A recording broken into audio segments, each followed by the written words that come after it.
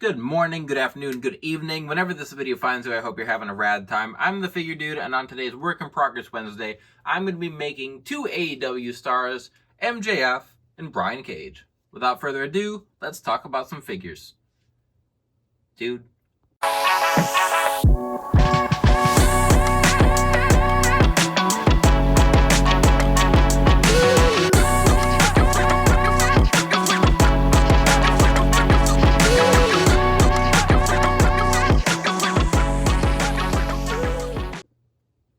Welcome back. Like I said, today I'm going to be making MJF and Brian Cage, and I decided to put these two together because I don't know how many people are necessarily interested in just Brian Cage, and the MJF figure is going to be a pretty simple custom to put together.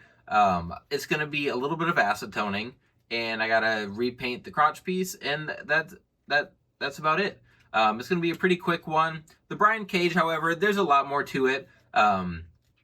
I'm excited. I'm really excited. I wanted to do a Brian Cage with a bigger build like this. I've seen 3XR Studio makes some very good looking Brian Cage elites, which is kind of what inspired me to do something like this. I don't remember if he used this torso exactly. This torso is from the Ascension. Is it Connor? I think he was the bigger guy. So this was from a Connor elite, some Hulk Hogan legs, some Junkyard Dog lower legs, and then some kick pads, like the Rollins style kick pads without the upper part of the kick pads, is how I put it all together. Gonna repaint it, and I'm excited. I'm gonna do the Wolverine attire. So you can see the decals there. One leg, one side's gonna be black, one side's gonna be yellow, and it's gonna be his like Weapon X Wolverine attire. Both of these head sculpts are from House 14.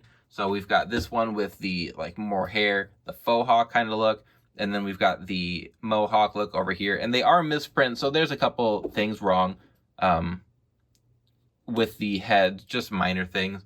But then MJF is going to be in his Acclaimed attire he wore when he teamed with them, and admittedly, the Acclaimed I feel like are just existing now. I legitimately enjoyed them. Here are the decals for MJF. So I have him in his like kind of crop top he would wear. Which, recording this, MJF is only arguing with The Rock on Twitter. We haven't seen him do anything else, so maybe by the time I finish this and upload it, he'll be in WWE. But there's the decals for his tights. The formula for him were some... trying to remember where these legs came from. A Ric Flair, maybe? Oh man, I don't remember where any of this stuff came from. The boots came from Ric Flair, Ultimate Edition. The calves came from a Bret Hart. The knee pads also came from Bret Hart. And then the torso is like the, might be a Dolph Ziggler torso. Like ripped Finn Balor kind of torso. And then the head sculpt obviously is a Jazzwares sculpt. I think that their paint application, not the paint application, I think that the like plastic that they use just looks really cheap. And it doesn't do their sculpts justice. Because some of their sculpts I think are very nice, but between the paint and the material just don't look great. I think MJF is definitely one of those. I feel like they've done some decent sculpts and just really haven't gotten the most out of them. Anyway, I'm going to repaint that. Hopefully I can get a little more out of it. Here we go. Alright, time to get into it. So I already sprayed the pieces I need to for the Brian Cage with the white primer. That way the yellow will go on way easier. Got to do the left boot, actually just the left boot, and then the left side of the tights, as well as the wristband, which I'll get to in a little bit. But the legs, he has his like black sleeves underneath the knee pads, so I'm going to paint both calves actually are going to be black. So I got to do that as well. Want to get a few layers of the yellow in here, let it dry a little bit just in case I accidentally get some black on it while I'm painting, but it shouldn't be an issue. It should be a pretty easy job. And again, I've talked a little with the Vallejo paint. It takes way less layers. I only really need like 2 layers of black. I think I'll do like 2 or 3 just to make sure it's all covered well. But if you've seen me, you probably haven't seen me paint a lot of yellow on the channel because the yellow apple barrel paint is absolutely killer trying to get on. It's brutal. But lot different here. So with MJF, I'm going to just paint a little bit darker pink. I have the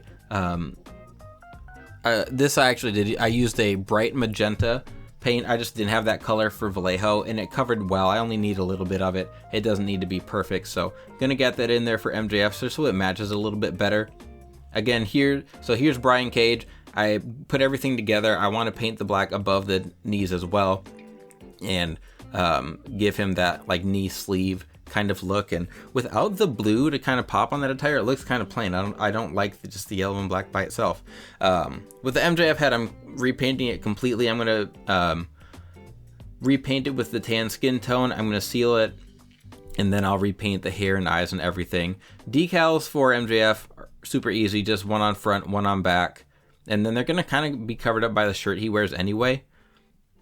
Here you can see like this attire does not pop the same without the blue. Just gives it that nice Wolverine look.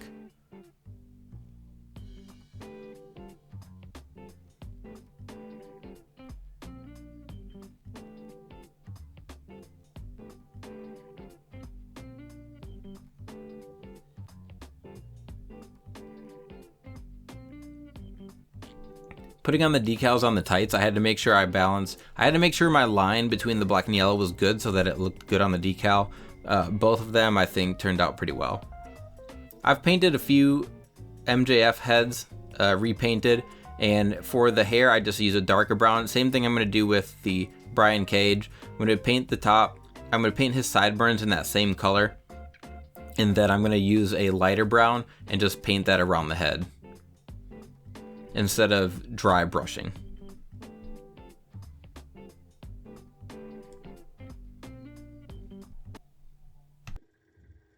Here we are, the finished Brian Cage and Acclaimed MJF, and I am very happy with these. When I was starting to put them together, I wasn't sure about Brian Cage. I felt like at first the legs looked a little bit skinny, or just like a little long for him. But once I finished everything up, posed it around a little bit, I was really happy with it. I did notice I have to acetone off that shamrock that's on his left shoulder, so I'll get to that. But decals were pretty easy. Had to do a lot of kick pads. When I always those are like the hardest thing for me is kick pads, making sure that they go on nice and flat, just because the curve of the boot is weird. But those weren't too bad. The MJF turned out better than I kind of pictured. I'm really, really happy with it. The decals don't match the pink perfectly, but it's not going to drive me insane. This isn't like my main MJF on my shelf. So the shirt, the decal, since it's so big and it's on the rubber shirt, if you like articulate it, bend it at all, kind of messes it up. So I'm probably going to try and get a cloth goods version of that. But the head sculpt, I think I've painted a few different head sculpts. This is probably my favorite MJF head sculpt that Jazzwares has done. I don't like how they apply their paint deco and everything. I feel like it messes up a lot of really nice sculpts, and I do think this MJF one is really nice.